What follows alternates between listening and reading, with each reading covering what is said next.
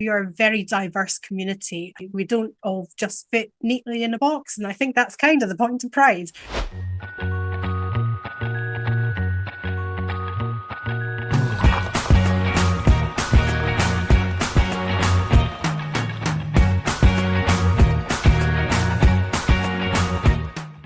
Well, hello, I'm Sister Alaska Lot.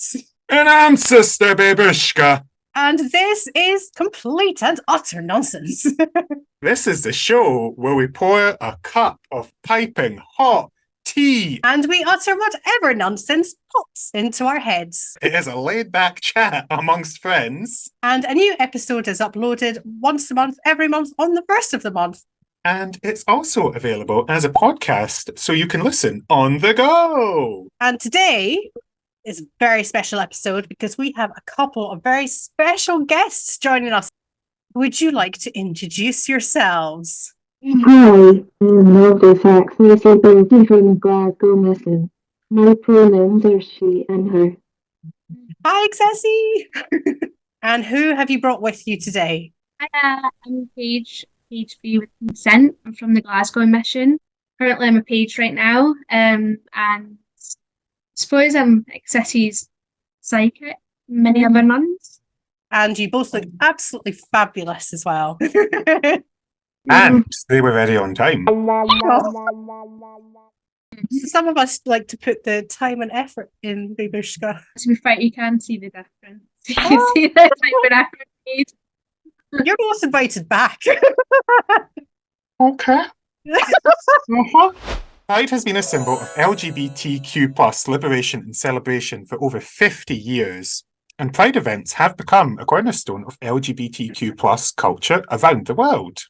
However, despite progress in promoting equality and inclusivity, there are still many challenges faced by disabled and marginalised members of the community, making some Pride events difficult or even impossible for some of us to attend.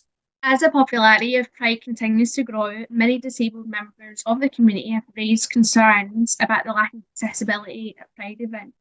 Issues such as the lack of wheelchairs ramps, accessible restrooms, and quiet spaces for people with sensory issues have been raised, highlighting the need for greater attention to the needs of disabled people at these events. This episode of Utter Nunsense aims to explore the current state of accessibility at Pride and delve into potential solutions for a more inclusive future. This is not an exhaustive list, obviously, so we're just trying to hit on some key points, but there will be other ideas that aren't mentioned in this video. Feel free to pop them in the comments. If you think there's something really clever that we can pass on to Pride organisers, let us know. Yeah, I think it's key to just note and acknowledge that everyone's needs will be different. And so what will work for some people on this list will not work for everyone. And it is all about tailoring things to individuals' needs as much as possible, but also giving space for as many people as possible to enjoy it. Through discussion and education, we hope to shed light on the barriers that exist and how we can work together to make Pride truly accessible for all members of the LGBTQ plus community. I also think it's worth just adding in that the members of this discussion here today all represent kind of different aspects of the queer community, including different aspects of accessibility as well. Yeah. Let's dive straight into our first accessibility topic, which is about how people with autism interact with Pride events and what would make it easier for people who are autistic or have other neurodivergencies attend Pride. Definitely one that I feel personally affected by as a topic. It would be good to know, how can we advise the Prides out there to be a little bit more inclusive and make it a little bit easier for some of us sisters to show up and look fabulous for the community? I mean, as someone on the spectrum, I will say I find Pride can be quite overwhelming. I see a lot of nodding heads. I think this is a very frequent experience for people. So what are some ways that we can make Pride more accessible to people who often feel overwhelmed? The first way that we think would be helpful would be to include more sensory-friendly spaces. And this would be creating things like quiet areas that are away from crowds, which have lower lighting and reduced noise levels. So it means that if people feel that they need to take a bit of a time out, which I frequently have to do, then they have somewhere safe that they can go and take a break and recharge, and is much more pleasant than hiding in the toilets, which is what I usually do. Other things could include, for example, a quiet viewing room for the parade. So you don't actually have to be in the middle of the fray. You can actually have a quiet space for watching the parade and still getting to see everything that's happening. Or even just having a quiet space in the venue for any after parties that happen as well. So, as my therapist would say, communication is key. So, it's good to use clear and concise language to communicate information about the event. So, you use schedules or maps or directions. For me, I'm a visual learner personally, so I like to understand stuff. So, visual aids are great because you don't be standing there reading a lot of stuff. When there's so much noise going on, so many different people, it's quite hard to concentrate sometimes. So, if you just see a picture, then you know where to go. And obviously, there's people that might not speak English or something, so using Google Translate, if you're going up to something, it translates it to whatever language. So I think that's good. I think that makes it accessible as well in a different way. I really like that, actually. That's a great idea. I'm going to provide tips on how to manage sensory needs. Noise cancelling headphones are perfect for people who don't like noisy places. Earplugs are always good for people who have autism. Dark glasses are good as well. Fidget toys are really good for people who have sensory issues. Yeah. Or Squiggly has entered the chat. Excellent. Couldn't do it without Squiggly mentoring the chat at least once. It almost makes me think maybe they should have like a Pride survival guide with all these things for here's how you can help yourself, as well as here's what we're going to do to help you. I think Pride survival guides are generally a bit more aimed at the majority, as it were, rather than looking at everyone else that has other needs that would need to be considered. But yeah, if only I could get away with dark glasses, but then it covers up most of my face, so I generally have to just grin and bear it. If you just put lots of bling on them, you can still pass it off as being none look. It's fine. Get the ones that the villains always have. Oh, yes. And yeah, I think another key consideration that should be thought about by organisers of Pride is making sure you're providing advance notice to people rather than doing everything on the fly. Because people who have autism or other neurodivergent needs might need extra time to actually prepare. So make sure you're providing a social story or video about what to expect at the event can also be really helpful. As has already been mentioned, that clear communication and making sure that people have all the information they need to make an informed choice about how they're going to engage at Pride and look after themselves while enjoying the event. Uncertainty makes me so anxious. Oh, no. What? So Ceci just said, yeah, I know that feeling. Uncertainty. I think we're all on the same page. Unintended. I'm here. And it's important to note that even if you're not at Pride, doesn't mean that you're not supporting it. If you're not able to go, that's okay as well. So it's just about support and whatever makes you feel comfortable. Definitely. I think that there are different ways of celebrating Pride, and going to a Pride march is only one option. There are many other ways of celebrating in ways that are comfortable for you, and also ways that feel safe. Not everyone is able to be as open, and that's okay. If you want to secretly arrange your bookcase so your books are in rainbow color order so your parents won't notice, that's cool too. You do you, as I would say. I think I do have one extra point.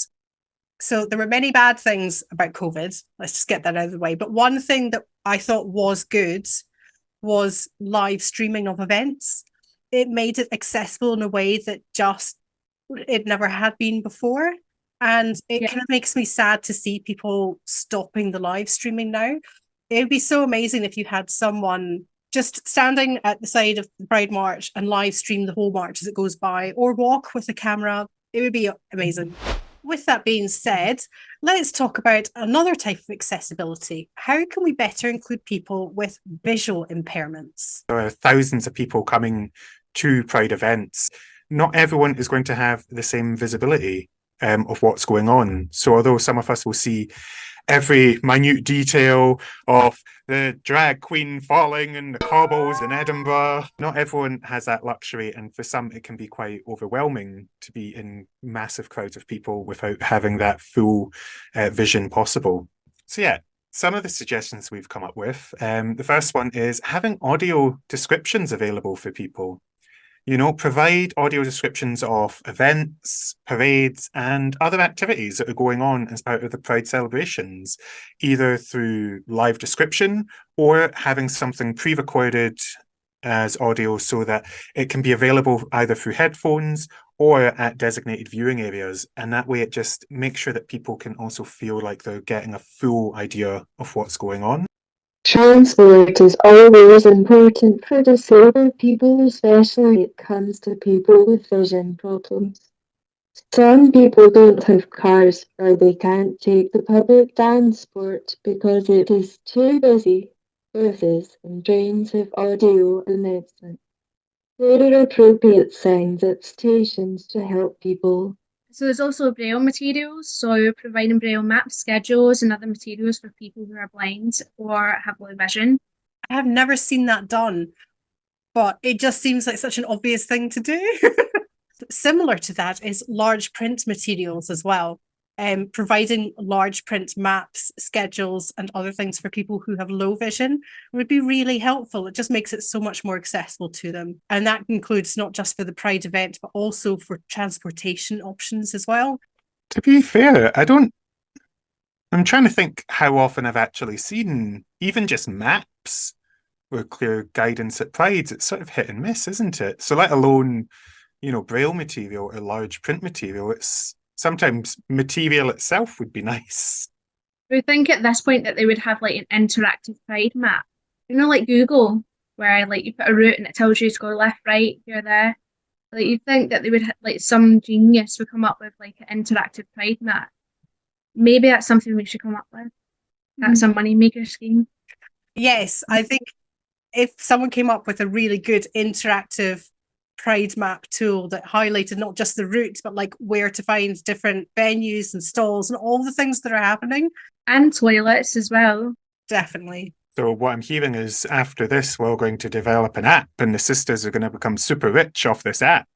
I suppose just from a safety point of view, thinking about where your Pride route goes.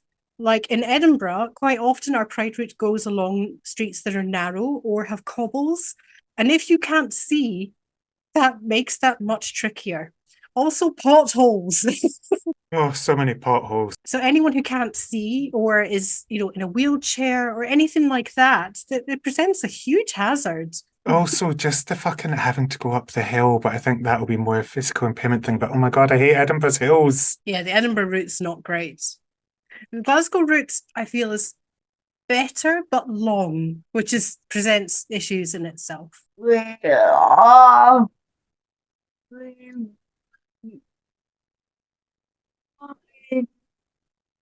It's better pavement wise, like Sassy said. Definitely is, yeah. Sometimes in Pride you do feel like you're getting pushed along and you do feel a bit rushed. You have like that anxiety feeling. I can imagine not being able to fully see and then feel like you're getting pushed along when you don't know the route and stuff like that. You don't know if you're going to turn left, right, if there's going to be a different terrain, you know, like you feel rushed. So I don't know if like Pride should maybe think of a way of making sure that if people don't want to feel rushed, then they can go in like a different area where there's a bit more breathing space. I think there is something to be said that what, you know, I would probably take myself for granted is that obviously I can see what's happening when I'm being jostled about during Pride, and it can be very intense having thousands of people potentially in a small space, walking along, having to consider traffic speeds, crossings, etc. So yeah, to have the added challenge of then not being able to fully see what is happening, I can imagine can be quite a off-putting factor for attending Pride. And it is difficult because you don't want to segregate people, but you want them to feel safe and not like they're being jostled by a crowd, which is fun with any number of like accessibility requirements. But I think if you can't see what's coming, that makes it even scarier. Kind of like fast lane. so people aren't getting pushed about in the crowd, but they're still part of the pride. So, as well as talking about how we can make things more accessible for people with visual impairments, we also wanted to touch on hearing impairments, because again, there are other considerations that can be made for Pride to make sure that people can attend, even if they can't necessarily hear everything that's going on around them. And so I will pass over to my fabulous other hosts for the show to tell us some suggestions. Sign language is also important for people with events because some people use a sign language to communicate. You need to have interpreters for key events, speeches, and performances to ensure that they are visible for people who need them and can see them. It would be great if you provided reserved wheelchair accessible area and good visual range of the interpreter. Really would make such a difference. And I think, Accessi, you're probably our resident expert in sign on the call. Would you perhaps teach us one sign that is Pride related? Happy Pride. Happy Pride. I love it. Nice. Another thing that would be really helpful was if there was closed captions provided on any screens that were available during speeches, performances, and any videos that are shown as well. I mean, even as someone who has the ability to hear, I find it difficult to tell what's being said in the speeches.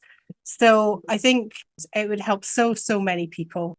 Wait, you mean you can't understand what the person is saying on the shitty PA with 5,000 odd people screaming around you with whistles and bells and everything else? No, also, as someone who is neurodivergent, I have difficulty with like auditory processing. So I find it difficult to hear people and understand what they're saying when they're talking anyway. At all times, the more background noise and stuff is happening, the harder it gets. Also, anything that's shared on things like social media and other online platforms, closed captions. We like captions. I watch everything with captions. Please do it. Plus, it's hilarious when they put in the wrong words. Yes. So talking about closed captions, there's also written materials. So we can provide written materials such as schedules, maps, and information about the event. So that kind of connects to Alaska saying about social media posts and online platforms that are easily accessible and clearly presented. So yeah, I mean, I know for myself, like I'm literally can't hear out of this ear. So basically, I lip read to everyone, and when there's like so much going on, and there's somebody speaking to me, I cannot hear anything. And it's this weird thing where if there's too much noise going on, like I find it kind of hard not to see, but everything kind of gets a bit blurry and like I don't know how to explain it. So closed captions would definitely be great. Written materials because I forget things, so you just screenshot that bad boy and then you look at it every 5 seconds, and you'll get there. And I think another thing, as well as those suggestions, is having visual alerts, using them in a way such as flashing lights or specific visual cues to help signal important announcements that are going to happen, really just helping people focus because they're not going to necessarily always hear the tannoy, especially if there's a lot of other background noise going on as well. And obviously, when we say flashing lights, we mean like carefully used flashing lights, because obviously there is an accessibility issue there as well. If you go for like really frantic strobe lights, don't do that. It's like a gentle, like colored light comes on and then goes off again. I'm just imagining in the autism chill out room now while we're sitting there and then suddenly rave neon pink lights just start flashing like fuck. Next, we are going to move on to physical impairments. I don't know why this is designed for physical impairments. Probably because the pain medications make me feel a bit trippy sometimes. This is one that I definitely care a lot about as someone who has hidden physical impairments. It's not obvious when people look at me, but I have chronic pain, so I definitely feel it all the time. And I suspect I'm not the only person on this call who cares about physical impairments. And I feel yeah, so special and when I from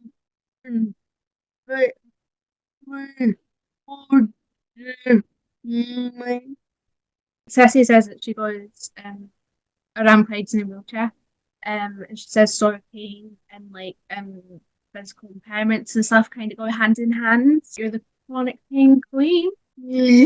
So everyday life, isn't it? Yeah. Accessible pride routes. So to ensure that pride routes is flat and even for mobility age use, provide alternatives in the form of parade buses, which we talked about earlier in the episode, on the parade route, and to ensure that the route is a appropriate speed and length. I feel like Pride speed, like the march speed, is something that is so simple to do, to get right, and is so often wrong. There's so many prides that go too fast, and I don't understand why. Also, prides who put the people with accessibility needs at the back, and you're like, maybe these should be the people setting the speed. Put them at the front.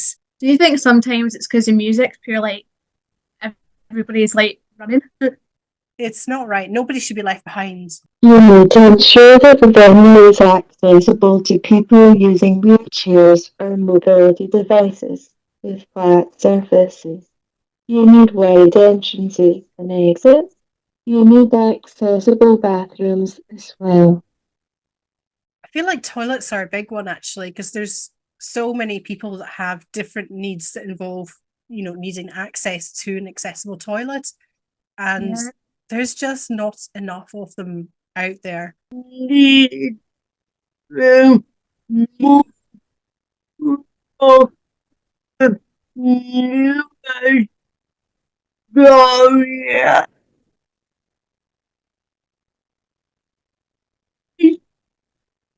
Accessi said that one of the most important things is knowing where the nearest toilet is.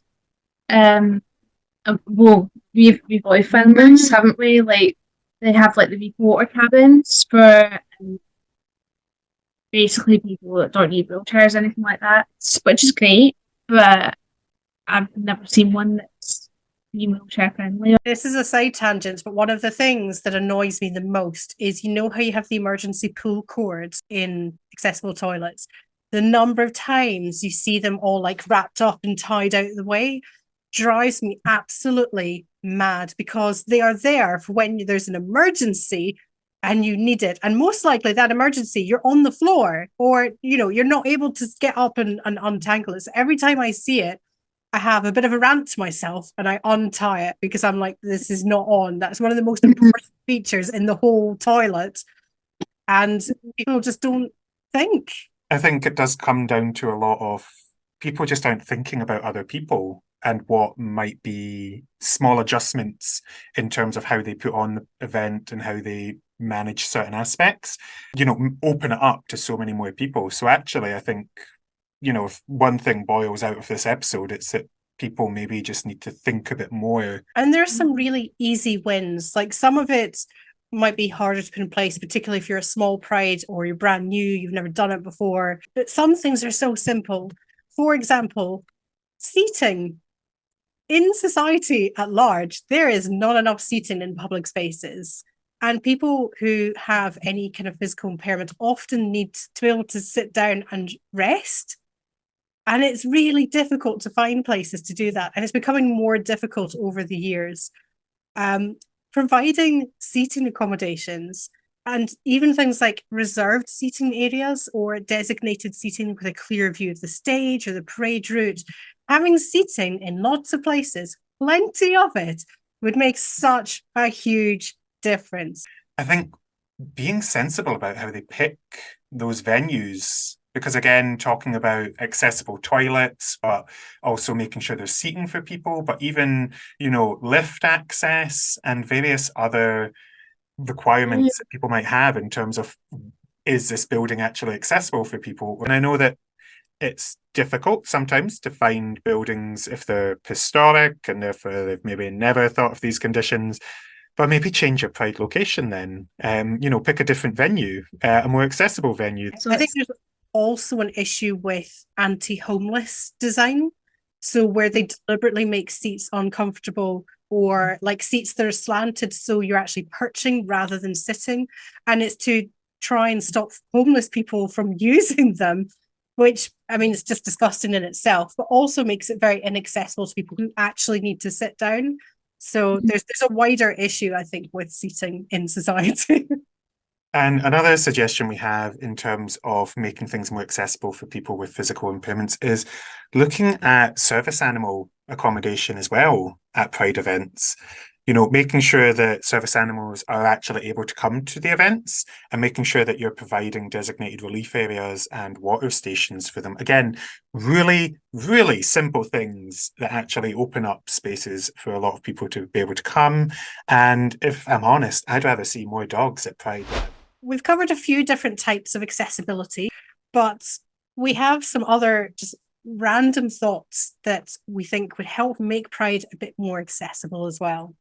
So we're just going to throw out some extra bonus ideas for you to include in your Pride event, should you happen to be an organiser. Volunteers to provide assistance and support for people with physical disabilities, such as guiding them through the event or helping with mobility.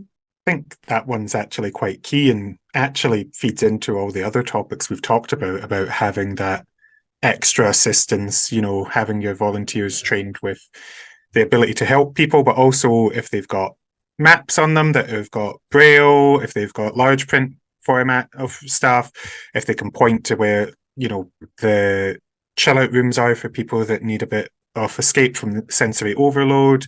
You know, there's a whole heap of things that just training a volunteer would help with. It's ridiculously simple.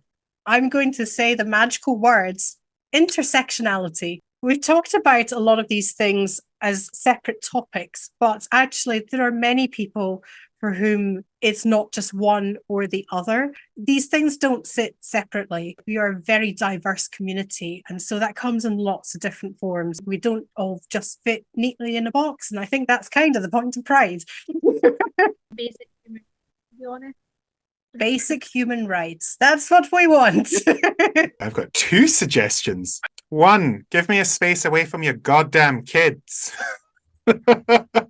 Not everyone likes kids. Not everyone wants to be near kids. Please don't put your kids near me. And keep them on a leash so they don't ruin my fucking makeup. Babeushka may have had one or two run-ins with children in the past who took a particular liking and decided they wanted the makeup on their face, and the best way to get it was to rub their face on Babeushka. Other suggestion would be to make sure that there are sober spaces available for people that need them. There is a long history in our community with dealing with issues of substance use. And so making sure there is a space where people that would feel uncomfortable around those substances, they have a place to go to and be with other people who are also not wishing to take part in any of those substances, just makes it a bit easier for them to attend and feel like there is a space made for them at Pride. And just combining those 2 points, sober space does not equal child space. Those are not the same thing. Often the sober space is like, this is the kids area. And I'm like, I also want to be sober. So Accessi talked about it earlier in the episode. I feel like so official saying that in the episode. Accessibility coordinators. So these are people that could volunteer to provide assistance and support for people that may or may not need it. But I think it would really help if it's like specific people for accessibility issues and just a friendly face, to be honest. So it'd be good that even if they could have like a certain image, because we talked about images earlier on in the episode. So it'd be good if it was like back of the vest or something to make it super obvious that that's someone that can help you, whatever you need. I feel like this is probably one of the most important points of the whole episode is have a person dedicated specifically to accessibility for your event. Someone who is going to do nothing but think about accessibility and how to make it better. That alone would make a huge difference because they would likely implement a lot of the other things that we've suggested through the episode today. So absolutely, an accessibility coordinator is top of the list, even though we put it at the bottom of the list. Save the best point till last, so it's fresh in people's minds. The only thing that we've maybe not highlighted, which is really important for people, is that having a disability is not always visible, and we need to be aware of that. Also, very rude to ask people, you know? So yeah, just be open and aware and don't judge people.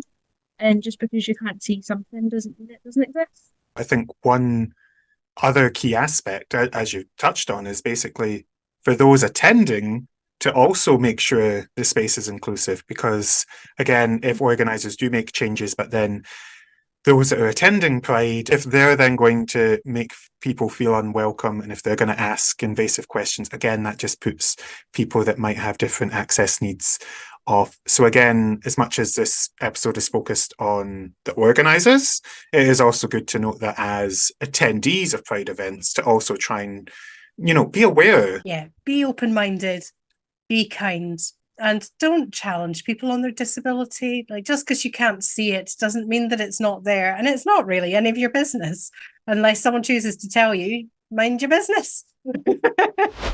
As we've discussed through our lovely chats today, by implementing these strategies, Pride events can become more inclusive and accessible for people with physical and non-physical disabilities, enabling them to fully participate in and enjoy the celebration of LGBTQ plus culture and enjoy the community. We would also like to say a huge thank you to our two guests who've come along to join us today. It's been very exciting having you both. You are absolutely welcome back again. So, Alaska, I suppose this episode's finished. So what the hell have we got in store next time? Next time, we are going to do another educational video, but this time it's going to be to help you with how to choose your drag name. And obviously, we are going to do this from the perspective of sisters who have chosen sister drag names. But honestly, these tips can be applied to any kind of drag name that you want. So if you are struggling to find your drag identity, tune in to find out how we found our drag names and how we think we can help you find yours too. Tune in if you're not struggling as well, because we need the fucking viewers. And if you're just a bit nosy, tune in, it's fine. If you've enjoyed everything that you've had today, please do check out our other episodes, but you can also catch us on all our social medias, which will be linked down below. Happy Pride! And on that note, I wish to declare that we have indeed done the thing. We did the thing. We did the thing. We did the thing. We did the thing. We did the thing. We did the thing. We did the thing. We did the thing.